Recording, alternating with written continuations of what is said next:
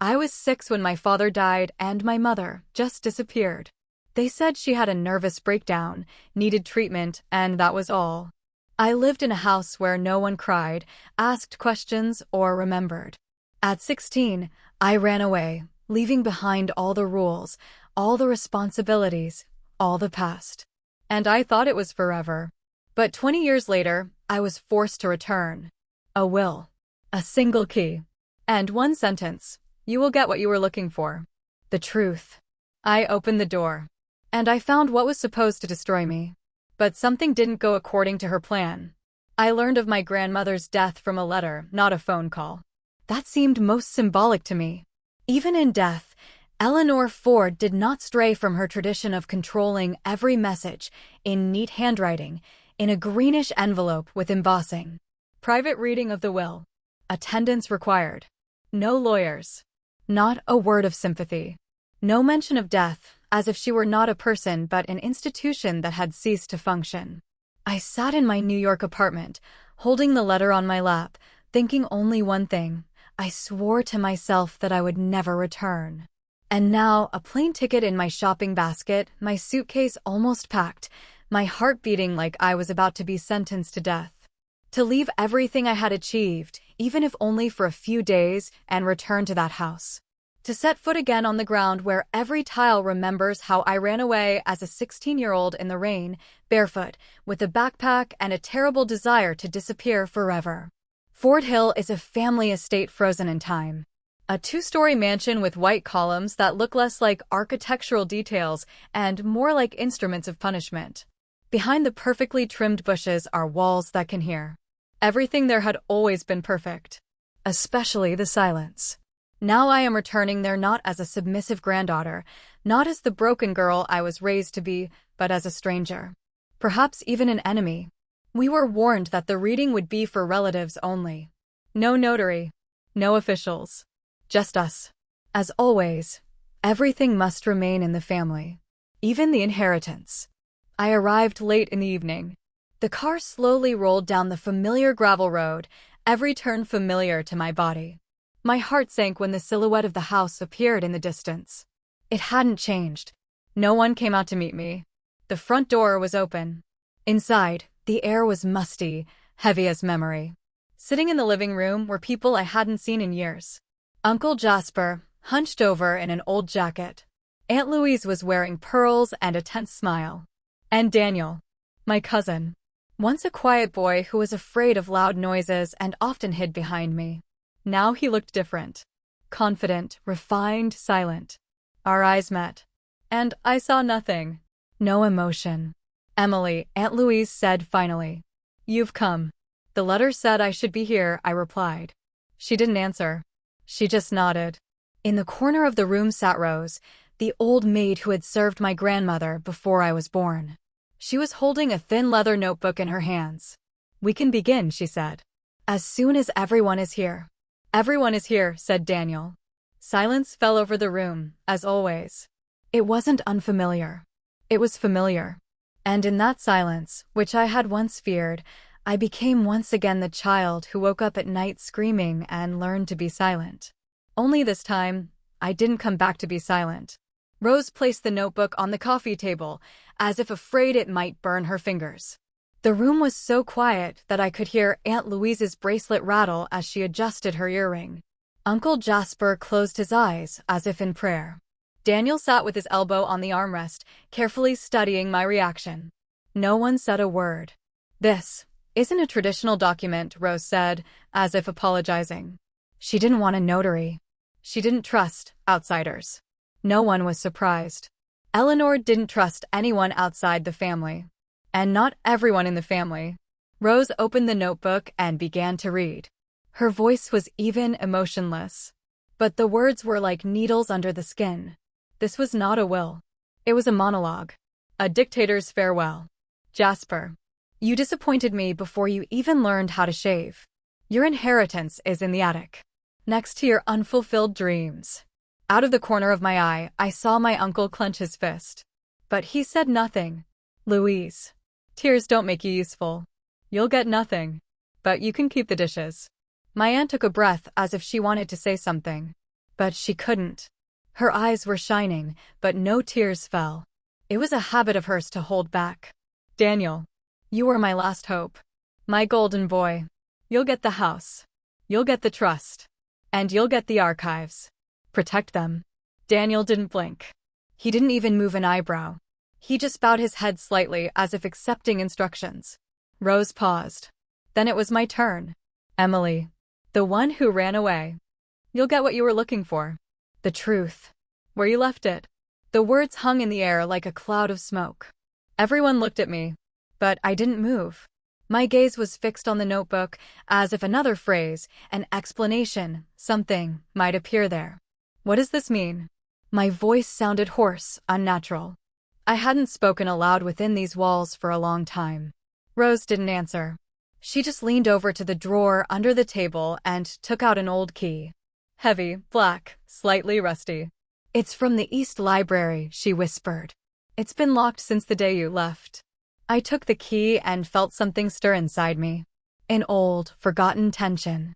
Like when I was a child and touched a door I wasn't allowed to open. Daniel stood up. His voice was calm but cold. You've had a long journey. Get some rest.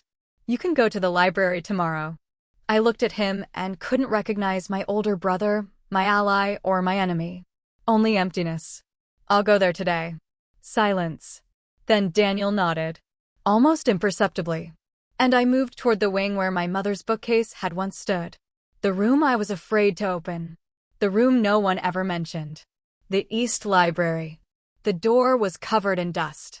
Like a tomb waiting to be excavated. And then emotions, memories, pain flooded over me. I often think about that morning when my dad didn't come home. I was 6. It was damp and gray outside. My mom was making apple pancakes and I was sitting on a tall stool at the kitchen counter, licking honey off my fingers. My dad kissed me on the top of my head and said, "Be good, Em. I have a long meeting today," and he went out into the rain. That was the last time I saw him. His car collided with a truck on the highway. The driver was high. The doctors said my dad died instantly. Mom didn't say anything. She just sat in his chair and stayed there for a long time. A day, 2 days. Maybe more. I remember hiding cookies in my pocket because she forgot to feed us. 3 months later, she was gone. It happened quietly.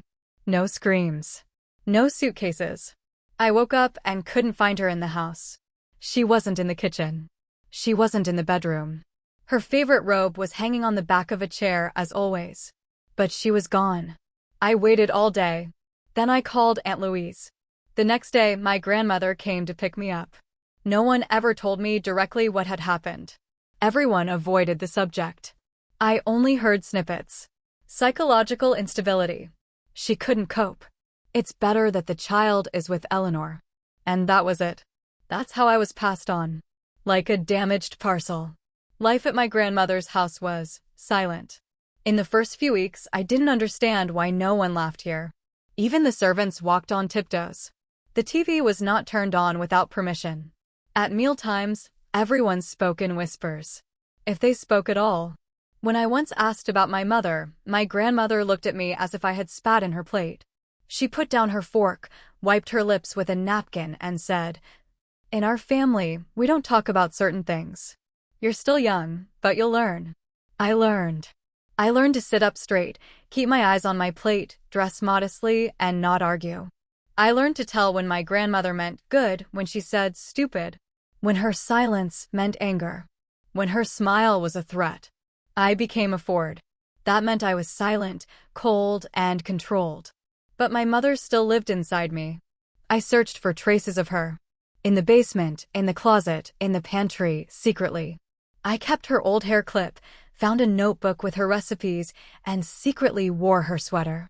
In the bathroom, when I turned on the water, I tried to remember her voice. At least her intonation. These were my rebellions. But on the outside, I was perfect. I won debates. I was the face of my family at charity events. I sang the national anthem at City Day celebrations. I stood still, like a statue. Until the evening when I turned 16. Then I received a letter from Washington. A scholarship to the National Institute of Mathematical Sciences. Full. With accommodation. Everything paid for. I brought the letter to my grandmother. She read it silently, folded it in half as usual. Then again. And threw it into the fireplace. It's pointless. You'll go to Holbrook. Business. Like Louise. I was silent. I nodded. And that same night I left. 6 miles to the bus station. 1 backpack. $100 in my pocket. My heart was beating like an echo of my own voice, which I no longer remembered. I was running away. Not toward the future, but from the past. I arrived in New York at dawn, a city that didn't know who I was and, to be honest, didn't really care. It didn't ask why I had run away. It didn't demand explanations. The city just existed, noisy, dirty, alive, and that was enough. The first few months were like surviving a shipwreck. I slept on a fold-out bed in a room with 4 roommates who changed every week. I worked as a waitress, a cleaner, taught English to the children of Ukrainian immigrants, anything I could find without papers and questions. And at night, I studied. Mathematics saved me. It was my only ally. It didn't question my origins. It didn't demand restraint. It didn't punish me for laughing loudly. I spent hours in the library, then in laundromats and cafes with Wi-Fi. I studied statistics, logic, and coding. I created simple programs on an old laptop that I bought at a pawn shop with money I earned from tips. And slowly, I began to see a world where I could live, not just exist silently. But my mother's voice never went away. I caught myself talking to her in my head. In the bathroom, on the subway, in line at the ATM. I imagined her praising me, supporting me.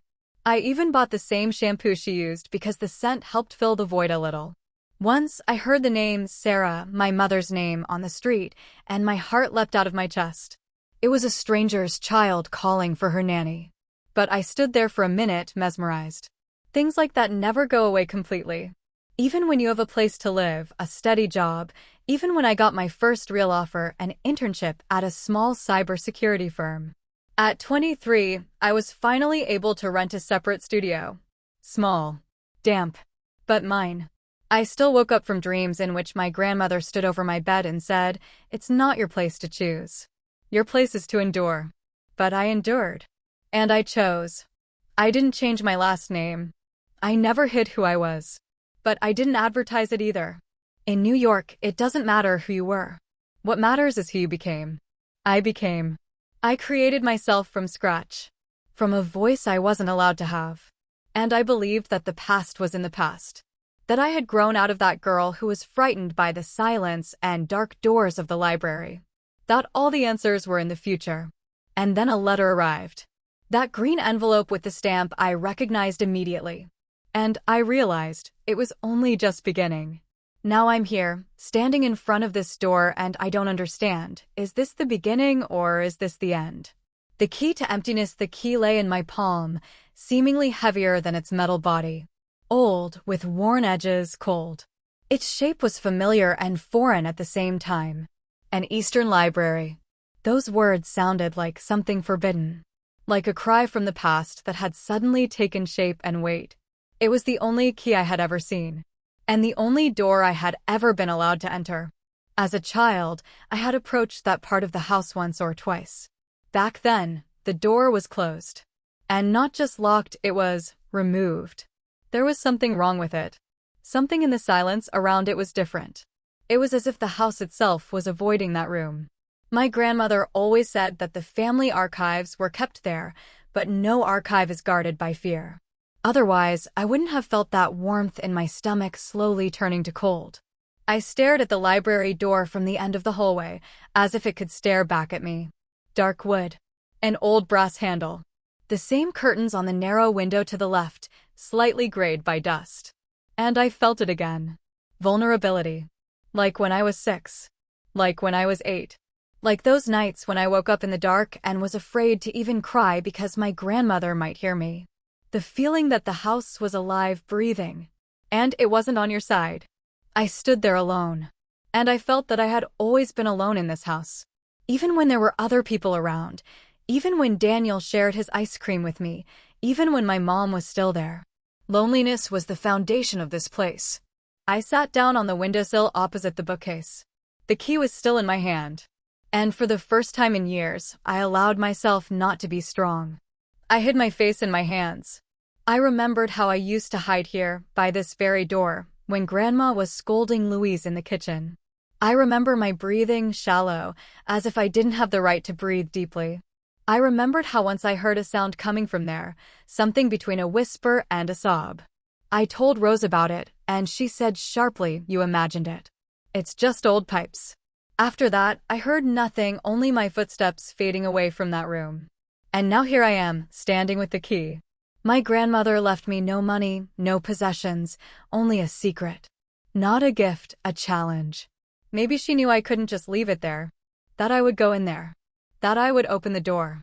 That I would start digging. And maybe that's what she wanted. Like a final game. A final test. It took me several hours to make up my mind. In the evening, I waited until everyone had gone to their rooms. When the silence became the one I remembered from my childhood, slow, full of tension. I got up. I walked to the door.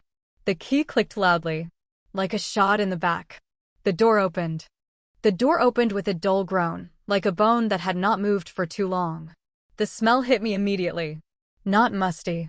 More like old. Dry, heavy, like a library forgotten in a world that had rushed ahead. The library was smaller than I had imagined. Or maybe I had grown up. Books, rows of books on old shelves, dusty volumes, some covered with cobwebs. But the center of the room was different. There was a table. And on it, a single object. A book. Leather cover. Wine-colored with gold embossing. Not from the library. Personal. Home. I approached it. It wasn't closed. On the contrary, it seemed to be waiting. As if someone had deliberately opened it to the right page. If you're reading this, I couldn't escape. But I tried. And I fought. I felt like I stopped breathing. I recognized the handwriting. Thin, slanted, slightly crooked, my mother's. My fingers trembled. I turned the page. There were notes. Lots of them. Not a diary, it was something else. Like letters. But not to someone else. To me. I'm leaving this not because I want you to know everything, but because I know that otherwise you won't be able to leave. It was as if someone had hit me. Your grandmother said she would take you away if I didn't obey. She said you would be better off without me, with a crazy mother. She said it was either you or freedom. I sat down on the floor. Nothing mattered anymore. Not the house, not the past, not the fear. Only words. And a voice. Her voice alive, between the lines. And then I realized this library was not an archive. It was a trap. Or maybe a test. My grandmother didn't leave me the truth because she wanted to repent. She did it because she knew I would find it. And that I wouldn't be able to turn away. She knew I wouldn't stay away. That I would start digging. That I would go to the end. And so the game began. Even after her death. I returned to the library the next morning with a flashlight, gloves, and a notebook. With a determination I had learned to hide behind years of silence. My mother's diary was just the beginning. There, on the last page, she had written, "I'm leaving again. But not here. You can't trust anyone. Especially those who feed on silence." It was a hint. I started with what was closest to the walls. Old boxes. Tied with string, with labels still attached. Sarah Ford, 1991, medical, personal. Do not open without permission from E. The word E made me pause. She even left control in the labeling of her belongings. But now she's dead. And I didn't need permission. I opened box after box. The first one contained my mother's school notebooks and old photographs of her laughing. I had never seen her like that before. Her happiness was something that existed only before me. Before my grandmother. Before everything became silent. The second box contained copies of medical records. At first, they were normal. Checkups, prescriptions, vaccinations. Then there were others. They started a few months after my dad died. Each new one was shorter. More precise. Colder. Psycho-emotional instability. Supervision recommended. Possible schizoaffective symptoms. Then there was a resolution from a private clinic. The date was 3 days before her disappearance. The patient refused further treatment. Signature confirmed. But this signature, it wasn't hers. I knew my mother's handwriting. This was different. Hurried. Harsh. I kept the document and put it in a separate folder. In the third box, I found a cassette tape. An old one. Audio. The tape was a little twisted, but intact. I didn't know why, but my hands were shaking. Like back then, as a child, when I first read my grandmother's harsh remark hidden in a Christmas card. I took the cassette and left the library. My grandmother's tape recorder was in the study on the second floor. I knew it was there, it had never been moved. Everything in that house was afraid of change. I pressed play, and I heard her voice. Sarah can't do it. She's weak. If she doesn't come to terms with it, we have to act. Isolate her. The child will be our chance. She'll grow up right. No whispers. No screams. I stood there, paralyzed. She knew. She had a plan. She intended to destroy my mother and do it so that no one would ever ask why. There was a creak behind the door. I turned around and saw Daniel. He was leaning against the doorframe, his hands in his pockets. What did you find? His voice was soft. Too soft. Nothing yet, I replied. He came in and looked at the tape recorder. Not everything from the past is worth bringing back. And not all silence is sacred, I snapped. We looked at each other. For the first time, truly. Without memories. Without a shared childhood.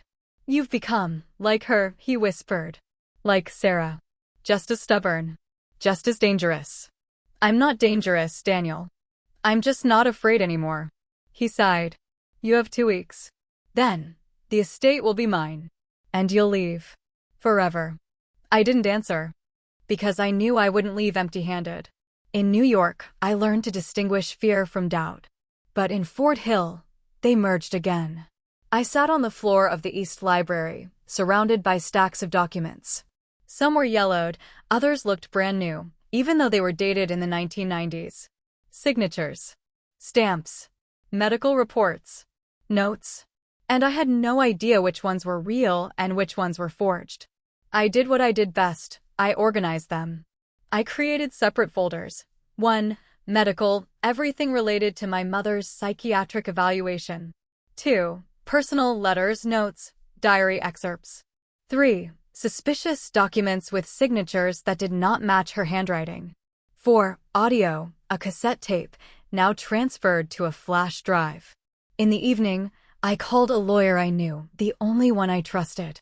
They agreed with a private psychiatrist to conduct a preliminary examination. When I sent them copies the next morning, my hands were shaking again. But not from fear. From the importance of what I was doing. It was a step that could not be undone. I went back to my mother's room, which had been abandoned for a long time. Everything was just as it had been on the last day, an empty perfume bottle on the dressing table, an old photo on the bedside table, us in the park, me on my dad's shoulders, her laughing. The same smile that my grandmother had destroyed. I opened a drawer in the chest of drawers and found another notebook, a smaller one, like a school notebook. On the cover was a heart drawn with a pen. Inside were formulas, drawings, recipes for homemade herbal pasta. And then, suddenly, a single line. If I disappear, it's not my choice. It's her decision. A chill ran down my spine. I went out into the hallway and saw Aunt Louise again. She was standing by the window, smoking. Her hands were shaking slightly. I didn't know she smoked. Aren't you tired? She asked quietly. No, she never left things just like that, Emily. Everything had a meaning.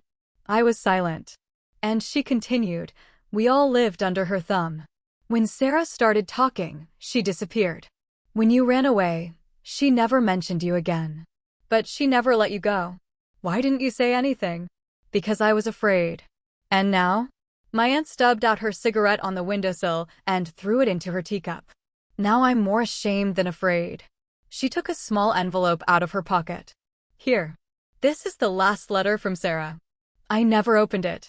She asked me to give it to you if you came back. I took the letter. My fingers were wet. In my room, I read, Emily. If anyone tells you that silence is strength, don't believe them. It's chains. You are strong. Because you hear yourself. Even if everyone else wants you to be silent. It wasn't just a letter. It was a blessing. And forgiveness. I put it in my pocket, next to the flash drive with Eleanor's voice recording. I didn't need to run anymore. I needed to testify. I was returning from the post office, where I had sent some documents to my lawyer, when I saw Daniel waiting for me by the greenhouse. He was standing under an archway covered with grapevines, his hands in his pockets, his face calm. But I had learned to see the tension in his neck, his clenched fists in his pockets, his uneven breathing. "Can we talk?" he asked. I nodded. We went inside. In the warm, humid atmosphere, surrounded by palm trees and citrus fruits, I felt for a moment that we were children again. But only for a moment. "Why are you digging into this?" he asked. "It's been over 20 years. No one can change anything now. Are you afraid I'll find something that will change everything?" He didn't answer right away. He looked at a lemon that had just ripened. "You've changed. You used to understand everything, when to keep quiet. When it was better not to rock the boat. I've grown up, Daniel. I've learned not to swallow stones. Have you ever thought about what will happen next? If it goes to court? Family. Town. Name. Everything will be ruined. It's already rotten. You're just used to the smell." He came closer. Too close. "You'll become just like her, Emily. Relentless. Heavy. Lonely. Better loneliness than suffocating silence." His eyes flashed. And for the first time, I saw not anger in them, but pain. I heard her talking about your mother. About isolation, about changing the course of generations. But I was a child. I didn't understand that it was real. That she meant it literally. And when did you understand? When your mother disappeared. But then it was too late. I looked at him silently. "I was afraid," he whispered. "She was molding me into her heir. An image. I lived in a suit that didn't fit me. And now?" I asked. "What are you doing now?" He paused. "Try not to destroy everything at once. Be wiser than she was. Don't act rashly. Don't be afraid that I'll become her. Be afraid that I'll become myself." I was the first to leave the greenhouse. When I turned around a few steps later, I saw him standing there, leaning against the door, as if something heavy had just fallen on him from the sky. He was no longer my childhood brother. But he wasn't my enemy yet. Not yet. On the 5th day of my stay in Fort Hill, I received a message on my phone. "Emily, I sent you the report. Call me when you read it." It was Marcus, the lawyer I trusted because he didn't ask unnecessary questions. He just got things done. The file was attached to an email with the subject line, "Preliminary Analysis of Sarah Ford's Documents." I opened it in my office, the same room where my grandmother used to hold family meetings that were more like interrogations. The psychiatrist's conclusion: all of the documents and notes collected indicate signs of systematic psychological isolation, emotional pressure, and possible falsification of medical grounds for hospitalization. Handwriting analysis indicates that the signature on the final clinic document most likely belongs to someone else. Probable forgery. I reread the sentence several times. Forgery. It was more than emotional truth. It was a crime. Attached were scans of signatures, graphological analyses, and a breakdown of the language used in the documents. There was even a reference to archived correspondence between the clinic and a third party that they could not identify. The signature was E. Ford. My grandmother personally agreed to care for the patient, that is, my mother. I called Marcus. "This is ironclad," he said. "And if there's anything else that reinforces this picture, we can do more than just contest the will. We can start an investigation.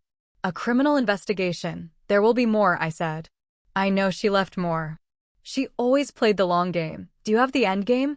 I looked out the window at the evening hanging over the trees. "Yes, but it will be mine." After the call, I sat there for a long time. When you have the truth, you don't need to shout it. You need to present it. In detail. With facts. With a calmness that is more frightening than hysteria. I left the office and saw Rose standing on the stairs. She was silent. Then she said there was another tape in her drawer. I kept it. "I didn't know if you had the strength to listen to it." "I do." Rose handed me the tape. The label had only a date on it. The day before my mother disappeared. "Is it of Grandma?" Rose nodded. "And someone else."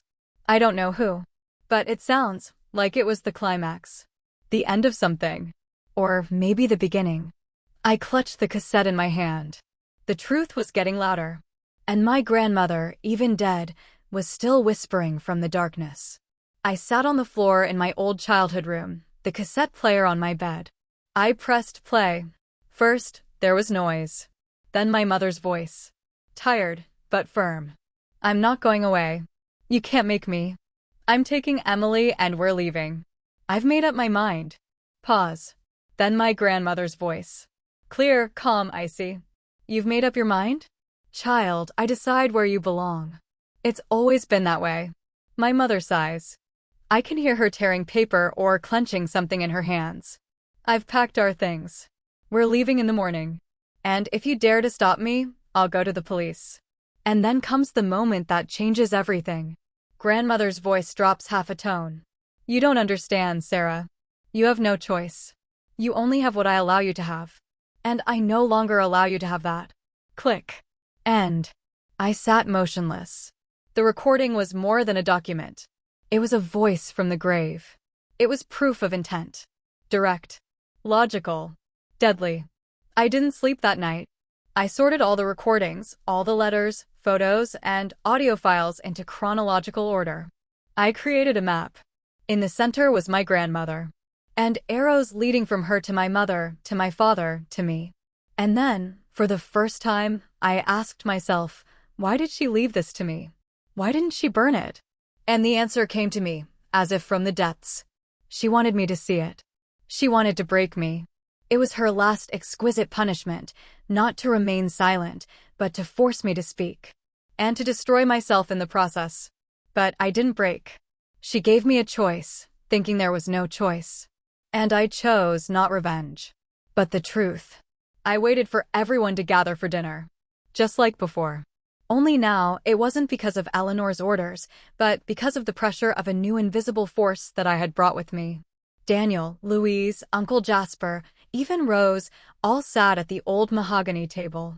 The silence was like a rope stretched to its limit.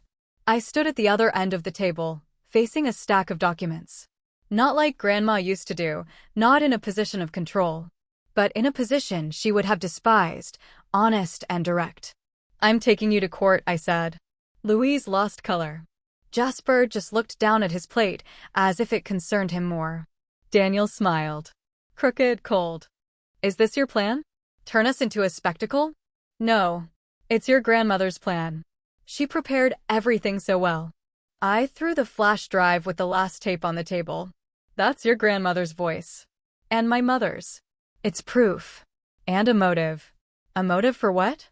Isolation. Forced medication. Possibly aiding and abetting her disappearance. The words fell like a stone into water. You want to tear up the will, Daniel finally said. I want to restore my mother's name. And get official recognition of what was done to her. You know that will destroy everything. The reputation. Our business. Everything we were. You weren't. You were pretending. And I'm not going to be part of this charade anymore. Daniel stood up. For the first time, he wasn't wearing a mask. He was seething with rage. She wanted to break you, Emily. She knew you couldn't handle all this. She knew the truth was poison, not medicine. I looked him straight in the eye. She was wrong. Silence returned. But not as fear. As a new reality. Louise was the first to stand up. She came over to me and said, if you need my testimony, I'm ready. Rose nodded too. I knew it wouldn't end in silence. I looked at Daniel. You can join us. Or you can remain her shadow. He didn't answer. He just pressed his lips together and left the room. And for the first time in years, I felt not just strength, but the right to it. It lay between the pages of a Bible on a shelf in the library, which was always locked. An envelope made of thick cream-colored paper, sealed with wax. No name, only initials, EF. I broke the wax. Inside were several pages written in her clear, flawless handwriting. Emily, if you are reading this, it means you went where I hoped you would go. Your parents betrayed me. Your father, because he chose love over duty. Your mother did because she mistook my care for tyranny. And you did because you ran away, leaving behind everything I had built for you. I wasn't a wonderful mother. And I'm not going to ask for forgiveness. But I was strong. And I created a future. A family that couldn't be broken. You broke it. So I'm leaving you the truth. Not as a legacy, but as poison. Drink it, Emily. Look into the eyes of the reality that you and your parents destroyed. And try to live with it. I believed that if you found out how it really was, you would fall. You would break like your mother. You would cease to be free. Because freedom is a myth. But if you are standing on your own 2 feet as you read this, know this, I have lost. And perhaps for the first time in my life, it truly frightens me. Eleanor. I reread the letter twice. The third time, I didn't cry. She didn't leave the truth out of remorse. She did it with cold calculation. She calculated that I would suffocate from it. That I would repeat my mother's path, resistance, isolation, disappearance. But she miscalculated. I did not become her victim. I became a witness. I became the voice she had silenced for years, not with screams, but with quiet, precise, merciless words. Nothing kept me here anymore except my mission. A mission that was no longer about revenge. It was about liberation. For me. For my mother. For those who can still be saved from people like her. The courtroom was cold. Not because of the temperature, but because of the atmosphere. People in dark suits, lawyers, journalists, silent acquaintances from around town. Some of them looked angry, as if I had ruined their peaceful, old fairy tale about the Ford family. I sat upright. In front of me were documents, expert reports, copies of my mother's diaries, audio recordings. But most importantly, I had the right to speak. Something that had been taken away from 3 generations. My lawyer began his speech. He spoke calmly and clearly, about forged signatures, about pressure on Sarah Ford, about medical records that didn't stand up to scrutiny, about the testimony of Rose and Aunt Louise, about the recording in which my grandmother spoke openly about her isolation. I looked at the jury and saw for the first time that they were listening. Not out of politeness, but out of horror. I was called to testify. I was 6 when my mother disappeared. She didn't run away. She disappeared because she was given no choice. And all these years I was told, don't stir things up. But silence is also a crime if it hides the truth. The judge listened attentively. And then, Miss Ford, do you have any evidence of intent? I looked at the flash drive, then at my grandmother's letter, which I hadn't burned. I knew this moment would come. I handed it to the lawyer. This is her letter. To me. She herself writes that she left me the truth not out of remorse, but out of calculation. To break me. It was her way of destroying the last link in the chain of traitors. The courtroom was silent. Then the last witness was called. Daniel. He walked slowly. He was wearing a gray jacket, not as perfect as usual. And when he looked up, I saw not defense, not anger, not my grandmother's shadow. I saw a tired but honest man. I heard. I knew. I didn't stop her because I was afraid of becoming a nobody. She made me her successor. And I agreed because it was convenient. But now, I can no longer live with the version of the truth she imposed on us. That is why I support the lawsuit. And I am ready to testify. It was thunder. After decades of silence, a voice that carried weight. I looked at him. We weren't friends. But he had just done what he hadn't dared to do in his entire life. And that meant we had won. The verdict was announced 3 weeks later. The court declared Eleanor Ford's will legally invalid. The distribution of the estate will be reviewed. An investigation into the falsification of medical documents has been opened. But these were just words. The real verdict was much quieter. My grandmother's power was over. Her silence no longer controls anyone. I was invited to appear on television to give a speech about psychological abuse in wealthy families. I refused. They asked me why. Because this is not about a show. This is about people who still live in such houses, with such grandmothers, with such silence. And I don't want to become the face of a tragedy. I want to be someone who did something. I started a foundation. I called it the Sarah Foundation. Psychologists, lawyers, and counselors work there. We get letters. And we read every one. Because I know what it's like to write a letter, hoping that someone will find it someday. The Ford Hill estate was put up for sale. Part of the proceeds went to the foundation. I kept some for myself. Not as compensation, but as a reminder, the truth is sometimes more valuable than gold. Daniel taught history at a local school. We saw each other a few times. No pretense. No intimacy. Just two people who had gone through the same hell but came out different. I returned to New York. There was an envelope on my desk at the office. No name. No signature. Inside was a dried rose. The same one from my mother's diary. And a note. Silence is no longer your cage. Now it's your choice. Speak. I smiled. My grandmother left me the truth to break me. And I took it and built my freedom with it. It wasn't a happy ending. But it was my end. And my beginning.